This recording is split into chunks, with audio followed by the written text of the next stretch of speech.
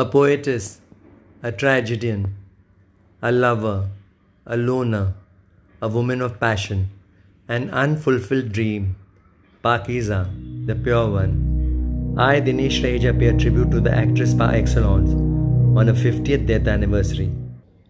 Dharmendra. On the first day of shooting of Phool Aur Patthar, we were both supposed to come through the door. I was nervous as hell. Suddenly, she touched my ears. I was flustered and she commented, "You are so red." I have a good complexion, but when she said so, I became redder. There will never be another Meena Kumari again. जैसा मैंने आज तक नहीं कहा, आज कहती हूँ, आपसे कहती हूँ, शाह का देवता है, शाह का देवता है. Kamal Amrohi. Because of our differences, only a third of Pakeezah was complete when Meena and I separated. The credit of reviving its shooting goes to Sunil Dutt. He saw the rushes and excitedly said, "You must complete the film." He spoke to Meena and she agreed. During the dubbing, she was almost in the last stages of her life. There is one scene where she tells her friend, "हर तवाइफ एक लाश है, तू भी एक लाश है, मैं भी एक लाश हूँ." It was a difficult piece to dub. She was breathless, but she did it. When she finally saw Pakeezah in 1972, she said, "Chandan, now you needn't make another film." गुलाबी मकबरे में दफन हो जाने के लिए लौट आई. हट. कैसी लाश? हाँ बिब्बन, हर तवाइफ एक लाश है, मैं भी एक लाश हूँ और तू भी. Mehmood. She affectionately called me Mude, and I called her Na Appa. She loved me a lot. She was my best friend, dear sister, mother, well-wisher, and of course my ex-wife Madhu's sister. Her last words to me were, "Mude, tu mujhe hasayega nahi?" At that time she was bony, her stomach had swollen, her liver was not functioning, and her mouth was dry. I knew about her condition, so I couldn't joke at all. But I prayed to God and I tried. I told her to fold her legs in and stretch her hands upwards. She did so. I placed the statue of the laughing Buddha in front of her and said, "Don't you all look alike?" She laughed. And that was her last laugh. मेरा जिस तरह जी जाएगा मैं रहूंगी, बाल कटवाऊंगी, तरह तरह के कपड़े पहनूंगी. तुम कौन होते मेरी जाति बातों में बोलने वाले? क्या तुम मेरे रिश्तेदार हो जो तुम्हारी नाक कट जाएगी? तुम चुप रहो. Pradeep Kumar. When I met her for the last time, she was very sick. No one from the film industry came to meet her. On seeing me, she said, "खुदा आपको हर मुसीबत से बचाए." She was sleeping on a mattress on the floor. She told me she was afraid to sleep on a bed lest she rolled and fell off. All the money and grandeur had vanished. She said, "Sabhi matlabi hai. Whoever I thought was mine betrayed me." After she died, I recalled a couplet she had written and narrated to me during the Bandhan days. तुम क्या करोगे सुनकर मुझसे मेरी कहानी, तुम क्या करोगे सुनकर मुझसे मेरी कहानी, बेलुफ्त जिंदगी के किस्से हैं फीके फीके.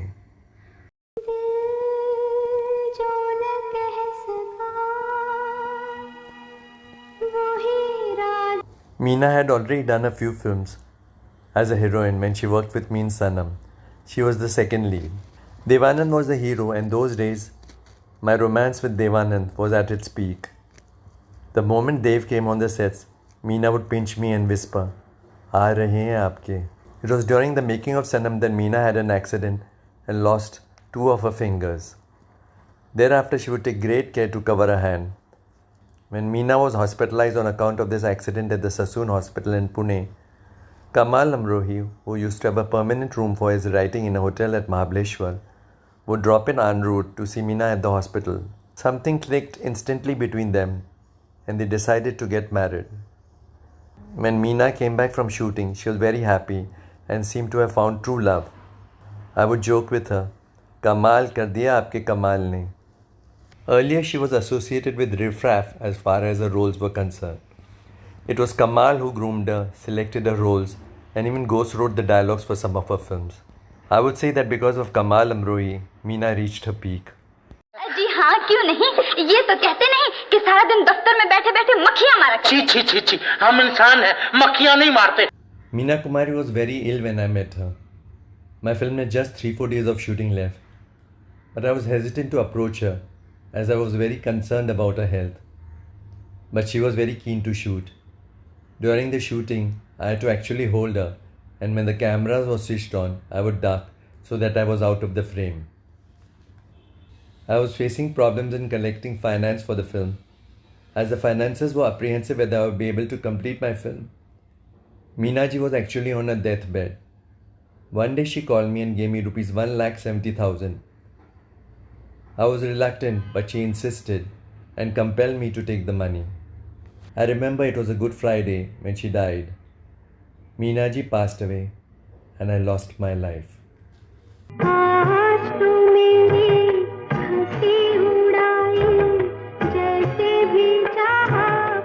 When Meena Kumari saw my daughter Saras, who was born dusky, she said, "Saras, कितना प्यारा रंग है तेरा, काश मेरा रंग ऐसा होता, तो मुझे अपना रंग क्यों नहीं दे देती?" That message changed the entire psychology of my daughter, who was 6 years old then. She started admiring her dusky complexion and became more confident. For 4 years in the mid and late 60s, I met her regularly for a biography. Not once did her enthusiasm lag, but finally I decided to burn it. When Meena Kumari asked me, "Kyun kiya?"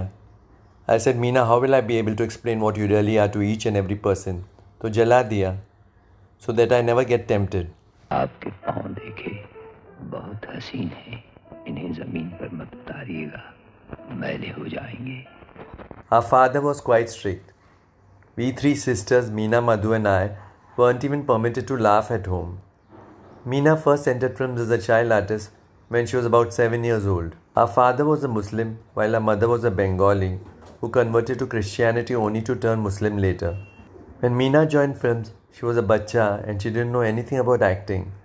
But Prakash Studio trained her affectionately. Jayaraji and Mehta were her co-stars in her first film and they took great care of her. Soon, however, she fell ill because of a bone tumor. On recovering, she resumed work. And as she grew up, her career grew too. I did my SSC from an Urdu school, but Meena and Madhu couldn't go to school and they both regretted the fact. Meena, however, educated herself on her own. She could speak English pretty well. She read and wrote a great deal. She would write ghazals and recite them to me.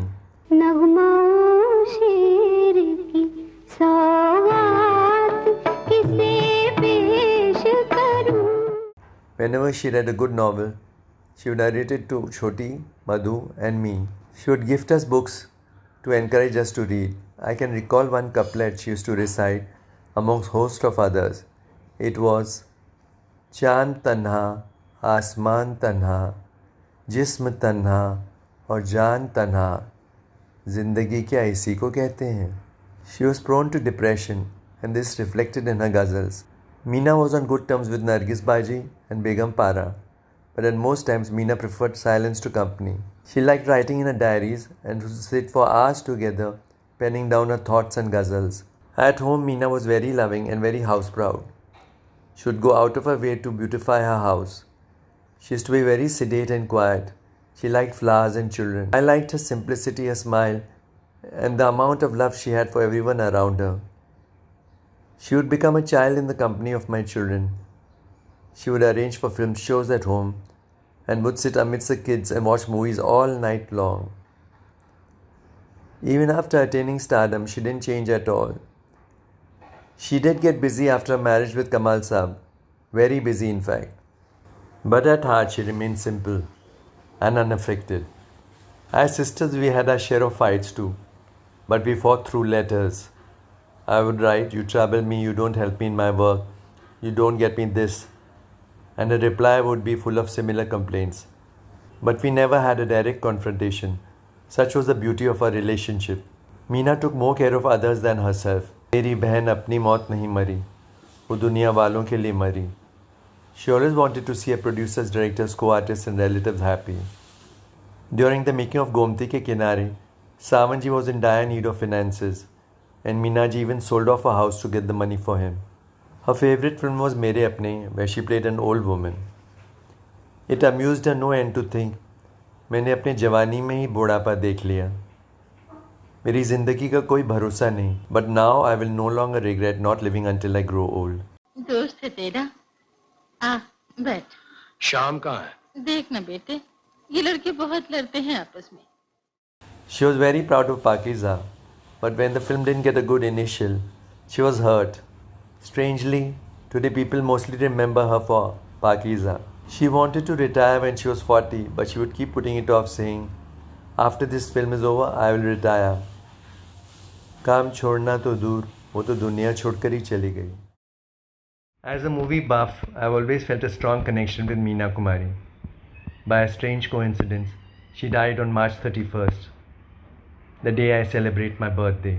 In the black and white Sahibi or Gulam, made in 1962, Meena Kumari plays the choti bahu of an aristocratic Bengali family who craves for a debauched husband's love. This pairing, she confides in Bhootnath, played by Guru Dutt, even as she begins looking at the bottom of a bottle for salvation. तुम बड़ी दीदी और मंझली दीदी से मेरी तुलना कर रहे हो. मैं गहने बनवाऊं, मैं गहने तोड़ूं